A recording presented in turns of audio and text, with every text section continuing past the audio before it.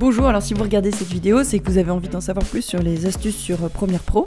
Je vais vous expliquer comment on peut faire un export rapide.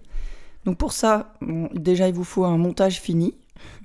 Ensuite, vous cliquez sur votre montage et vous allez après dans l'onglet Exporter. Ici, il faut que fichier média soit coché. Et là, vous avez des petits changements possibles à faire. Le nom de fichier, montage.mp4, vous pouvez le renommer ici. Ici, c'est l'emplacement, il suffit de cliquer pour changer l'emplacement.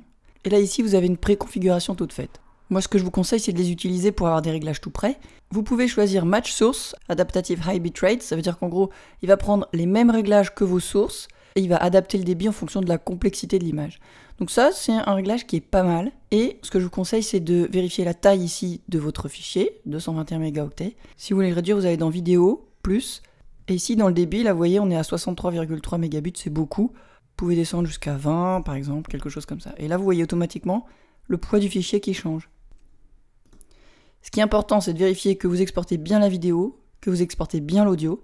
Légende, c'est si vous avez des sous-titres et que vous voulez qu'ils soient gravés dans la vidéo, c'est-à-dire visibles directement. Et après, vous avez effet métadonnées. Bon, ça, c'est coché, mais même si vous n'avez rien fait comme effet et rien paramétré dans métadonnées, vous pouvez les laisser cocher. Ensuite, ce que je vous conseille, c'est pas d'exporter directement parce que c'est Premiere qui fait le boulot, mais plutôt de l'envoyer à Media Encoder. Et pensez bien à appuyer sur le play vert qui lance la file d'attente. Une fois que votre export est terminé, vous pouvez même cliquer directement sur fichier de sortie pour le voir directement. Voilà, vous en savez plus sur comment faire un export fastoche. Maintenant, vous savez ce qu'il vous reste à faire.